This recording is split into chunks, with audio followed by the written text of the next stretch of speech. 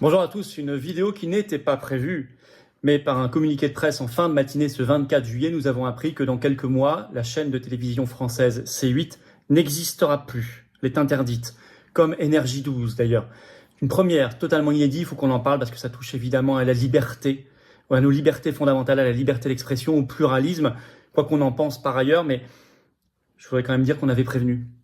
Et je vais revenir dans cette vidéo, c'est profondément inadmissible, à tout point de vue. Et c'est très grave. Et c'est un précédent. Et ça n'augure rien de bon pour la suite, et notamment pour les réseaux sociaux.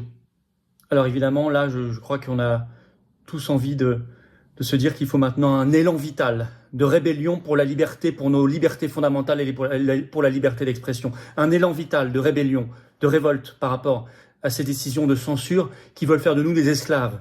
Qui veulent faire de nous des esclaves et une société esclave. Un peuple esclave. Les patriotes sont le mouvement de la liberté d'expression. Vu ce qui se passe aujourd'hui, ce qui a été annoncé, plus que jamais, merci de relayer cette vidéo et de vous abonner à cette chaîne YouTube par un petit clic en dessous pour aider à ce qu'elle soit mieux relayée. Ça aidera énormément. Pour vous, c'est un clic gratuit. Et rejoignez-nous. Le combat de cette carte d'adhérent orange pour les patriotes, c'est le combat pour la liberté d'expression. Nous l'avons démontré depuis des années et des années concrètement. Nous avions prévenu et alerté. Je vais relire ce que nous disions là-dessus dans un instant. Et on va se battre surtout demain pour récupérer cet élan vital de rébellion pour nos libertés. La liberté d'expression, il est là. Adhérez, réadhérez, vous faites un don au mouvement dès maintenant, s'il vous plaît. On en a besoin. Nous sommes aussi dans le collimateur. Et nous avons besoin d'un grand mouvement pour se battre pour nos libertés. Adhérez, réadhérez, c'est le premier lien sous la vidéo en description. Faire un don au mouvement, c'est le deuxième.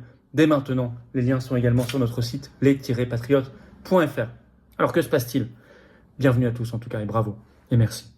Alors la décision, c'est communiqué de presse de l'Arcom, donc vous savez, c'est le nouveau nom du CSA, l'autorité de régulation des médias, l'audiovisuel, ce 24 juillet, c'est tombé en fin de matinée, qui a décidé de ne pas retenir deux chaînes, donc C8 et Énergie 12, pour l'attribution des 15 fréquences TNT pour l'année prochaine, 2025. C'est fait régulièrement, pas tous les ans, mais c'est fait régulièrement. Ça veut dire que ces chaînes disparaissent concrètement fin février 2025, dans quelques mois. Alors, si vous avez suivi mon direct vendredi dernier sur cette chaîne, le prochain direct sera samedi prochain à 19h, et non pas samedi 27, exceptionnellement samedi, parce qu'il y a la retransmission de la cérémonie d'ouverture des JO vendredi soir, donc on va décaler à samedi. Mais ceux qui ont suivi le direct de vendredi dernier 19h ont vu que j'avais annoncé que j'avais vu les auditions de C8 par l'Arcom, et ça m'avait paru inhabituellement agressif de la part de l'Arcom, et je m'étais dit tiens, c'est comme s'ils avaient déjà décidé ou reçu l'ordre qu'il fallait de toute façon fermer C8. Bon, on s'était pas trompé. Alors, l'Arcom a annoncé que C8 serait remplacé sur son créneau TNT par Ouest France TV. Alors, pour ceux qui connaissent le journal Ouest France, c'est extrêmement bien pensant. Donc, Ouest France TV sera à l'image, très bien pensant. Alors, c'est pas du tout rien, parce que C8, c'est souvent le leader en termes d'audience de la TNT. Ça doit être la 6e chaîne de France en termes d'audience. C'est en moyenne environ 3% d'audience de part de marché, ce qui peut paraître peu, mais c'est beaucoup en fait. C'est quand même beaucoup, avec certaines émissions qui montent beaucoup plus haut, comme TPMP bien sûr.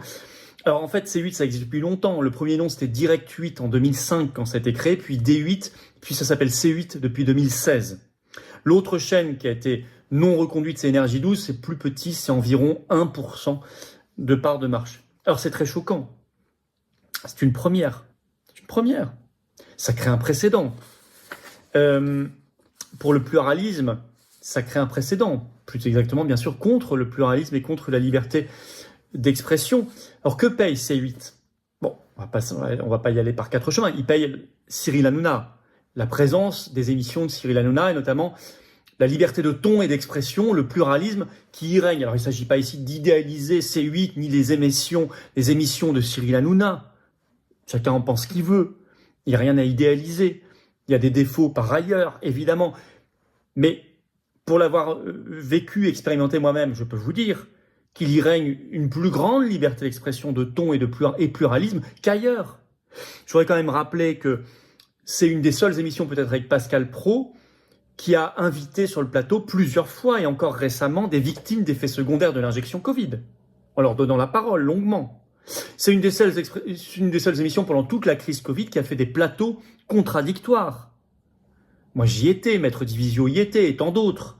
Béatrice Rosen, Myriam Palomba, Marc Doyer, et tant d'autres. Face à des gens, Géraldine Maillet, etc., qui défendaient exactement l'inverse, mais quand même. Encore plus récemment, sur l'Ukraine, il y a eu des plateaux contradictoires. Est-ce qu'il faut envoyer de l'argent, des armes et tout? Vraiment contradictoire. Je ne dis pas du tout que c'est parfait, encore une fois, mais je dis qu'il y règne dans le spectre des invités, vous le remarquez vous-même, dans la liberté de ton et d'expression et dans le pluralisme des opinions, plus de liberté qu'ailleurs.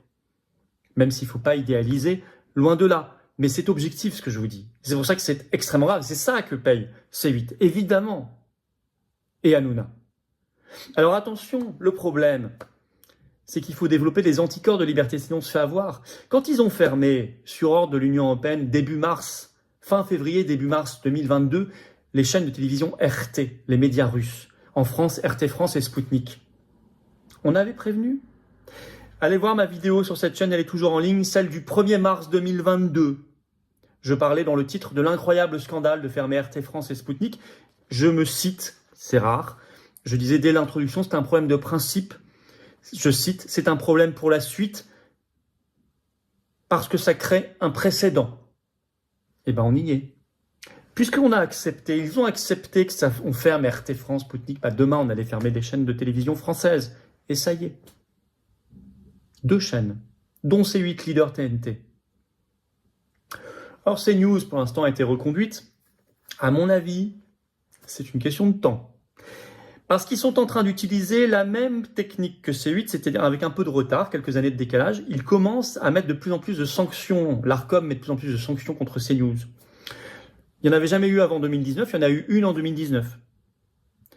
Puis 4 en 2021. Puis 3 en 2022. Et là, depuis le début de l'année 2024, déjà 4 contre CNews. Autant que C8. Donc ils sont en train de constituer un dossier. Pour ensuite, prochain coup, de plus renouveler CNews. Alors là aussi, il ne s'agit pas d'idéaliser CNews, mais il y a objectivement plus de pluralisme et de liberté d'expression qu'ailleurs, même si c'est loin d'être parfait.